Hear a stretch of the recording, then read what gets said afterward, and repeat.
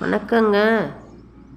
இன்றைக்கி வீடியோ எதுக்குன்னா, நல்லா பூ பூக்க, காய் காய்க்க, மண் வளம் பெருக, நல்லா எப்படி கொத்து கொத்தாக பூ இன்னும் கொஞ்சம் போட்டு பாருங்கள். கொத்து கொத்தாக பூ பூக்கும். அது எல்லாமே ஆர்கானிக்காக நான் போடுற உரங்க தாங்க. இதுக்கு நான் எந்த செலவும் பண்ண மாட்டேன். இப்போ ஒரு உரத்தை பற்றி சொல்கிறதுக்காக தான் நானும் உங்களுக்கு இந்த வீடியோவை போடுறேன். வீடியோ ஸ்கிப் பண்ணாமல் பாருங்கள். ஒரு செடியிலையும் எத்தனை அரும்புங்க வைக்குது பாருங்கள். இன்னும் எவ்வளோ அரும்புங்க இருக்குது செடியில். நம்ம வீட்டிலேருந்து ஆர்கானிக்காக போடுற உரம் தாங்க அது. நீங்கள் வேணான்னு தூக்கி போடுற கழிவு வச்சு நம்ம அது ஒரு உரம் தயாரித்து மண் வளம் நல்லா பெருகும். மண்புழு அதிகமாக ஆச்சுன்னா நல்லா பூ காய் எல்லாம் மிளகா செடி, கத்திரி செடி, வெண்டைக்காய் செடி எல்லா செடிங்களுக்கும் போடலாம் அந்த உரம். நீங்கள் அந்த உரத்தை போட்டு நல்லா விளைய வைங்க. மாடி தோட்டத்துக்கு இது மாதிரி உள்ள உரங்கள் தான் போடணும். நம்ம அப்படி போட்டால் தான் நல்லா பூக்கும் காய்க்கும். மண் வாரத்துக்கு ஒரு முறை கிளறி விடுங்க. இந்த உரம் தாங்க அது. இது ஒன்றும் இல்லை, பீட்ரூட்டு கழிவு. இது பீட்ரூட்டு மேலே இருக்கிற தோலை சீவி ஒரு 3 நாளைக்கு நல்லா ஊற வச்சிடணும். ஊற வச்சுட்டு அப்புறம் எடுத்து மிக்சியில் போட்டு நல்லா இது மாதிரி அடிச்சிக்கணும். நல்லா தூள் பண்ணிக்கணும். இது மாதிரி ஜூஸ் மாதிரி போட்டு பண்ணிக்கணும். அதில் பாருங்கள் எப்படி அந்த இது பண்ணுது, நொதிச்சு வரணும் அது. அப்போது நீங்கள் எடுத்து மீதி இருக்கிறதும் நல்லா போட்டு அரைச்சி எடுத்துக்கலாம். எடுத்து அதில் போட்டு எல்லாம் பண்ணிக்கலாம்.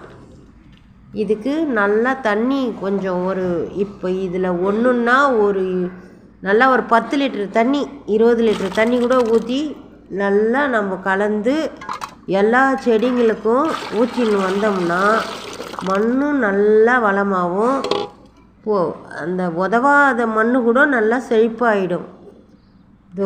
இப்போது நான் ஊற்றுறேன் பாருங்கள். இந்த மாதிரி ஊற்றி கலந்து நீங்கள் எல்லா செடிங்களுக்கும் தெளிங்க.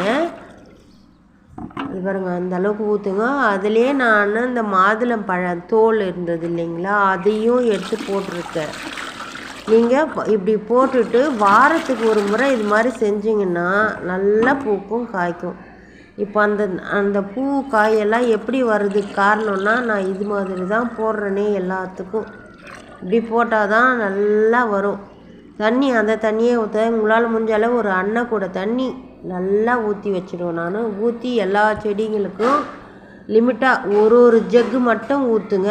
ஒரு செடி ஒரு லிட்டர் தண்ணி அளவுக்கு மட்டும் ஊற்றுங்க. ஒரு செடிக்கு அளவுக்கு அதிகமாக ஊற்றுனீங்கன்னா அது அந்த தண்ணி வெளியேறிடும். அதில் இருக்க சத்தெல்லாம் வெளியே போயிடும்.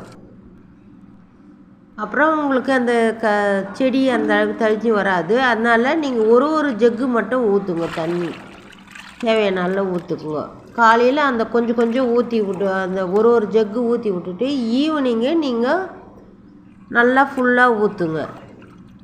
இந்த ஈவினிங்கு சாதா தண்ணி ஊற்றுங்க. வெயில் காலம் ஆனால் 2 வேளையும் நீங்கள் தண்ணி ஊற்றுனீங்கன்னா தான் செடி நல்லா இருக்கும், நல்லா செழிப்பாக வரும். நான் இப்போ எல்லா செடிங்களுக்கும் இதை ஊற்றுறேன் பாருங்கள். நீங்கள் இது மாதிரி நீங்கள் எல்லா செடிங்களுக்கும் ஊற்றுங்க. அது பாருங்க, கத்திரிக்காய் செடி இருக்குது, அதுலேயே கனகாமரம் செடி இருக்குது. எல்லா செடியும் நல்லா பூக்குது காய்க்குது. இப்போத்துக்கு எல்லா செடியும் நல்லா செழிப்பாக வந்திருக்குது. அதுக்கு காரணம் என்னோடய உழைப்பு. நீங்களும் நம்மளால் முடிஞ்ச அளவுக்கு நம்ம வீட்டில் பொதுவாக இப்போத்துக்கு எனக்கு காய் கீரை எல்லாம் எங்கள் வீட்டிலேருந்தே கிடைக்குது. நான் எதுவும் வாங்கணும்னு கிடையாது. வேறு ஏதாவது காய் வேணும்னா மட்டும்தான் போயிட்டு வாங்குவேன் நான். நீங்கள் அது மாதிரி வாங்கி எல்லாம் போடுங்க. இது மாதிரி இவ்வளோ தான். இனிமேல் நீங்கள் அந்த டப்பாவிலேருந்து ஒன்று எடுத்து அப்படியே ஊற்றிட்டு வாங்க. நீங்கள் ஊற்றிட்டு வந்தீங்கன்னா நல்லா வரும் செடி.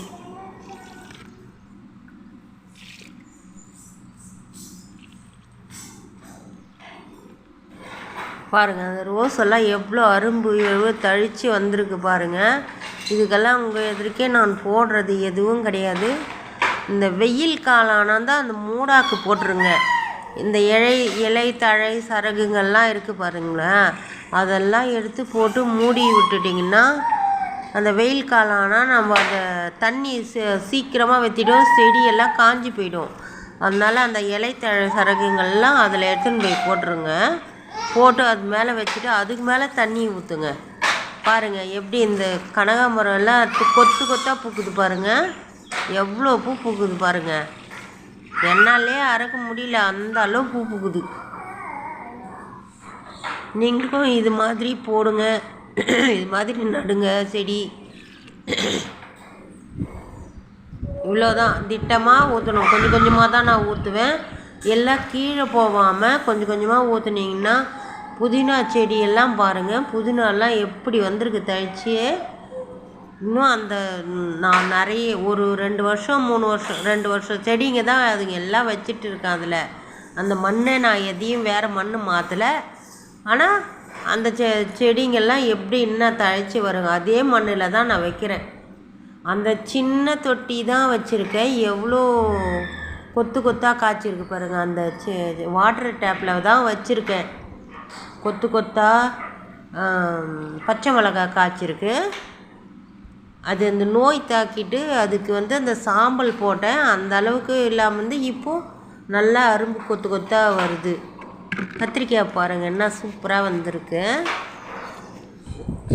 ஒரே செடியில் 2 காய் இப்போத்துக்கு வச்சுருக்கு. எல்லா செடியிலையும் காய் இருக்குது. எனக்கு வாரத்துக்கு ஒரு 2 கிலோ 3 கிலோ காய் வரும் போல் இருக்குது, எல்லா செடி எல்லா இடத்துலையும். இது பாருங்கள், செவந்தி பூ எவ்வளோ பூ பூக்குது பாருங்கள். நான் இந்த வருஷம் ஏமாந்துட்டேன் இந்த செவந்தி பூ செடி வைக்கிறதுக்கு. ஃபைனலாக லாஸ்ட் டைமு போனேன், அப்போது இந்த செடி ஒன்று வாங்கின்னு வச்சேன். போனோன்னா வாங்கின்னு வரணுன்னா எனக்கு கிடைக்கல, போகிறதுக்கு டைம் இல்லாமல் வாங்க முடியல. வாங்கின்னு வச்சேன், என்ன செழிப்பாக வருது பாருங்கள், எவ்வளோ பூ. இது ஒரு முறை அறுவடை பண்ணிட்டேன். அறுவடை பண்ணி இவ்வளோ பூ இருக்குது பாருங்கள். இந்த ரோஸ் மாதிரி இது ஒரு பூ நம்ம வச்சுக்கலாம், சாமிக்கும் போடலாம், நம்மளும் அழகாக வச்சுக்கலாம். என்ன அழகாக பூத்துருக்கு பாருங்கள். கத்திரி செடி, அதிலே எல்லாம் வெண்டைக்காய் செடி, எல்லா செடியும் வச்சுருக்கேன். இடையில்லாத செடி கிடையாது. மூலிகை செடிங்களும் வச்சுருக்கேன். எலும்புரிக்கு தழை செடி அதையும் வச்சுருக்கேன். இது எல்லாத்துக்கும் மூடாக்கு போட்டிருக்கேன் பாருங்கள். மாடி தோட்டம் வச்சுன்னு இருந்தால் நீங்கள் மூடாக்கு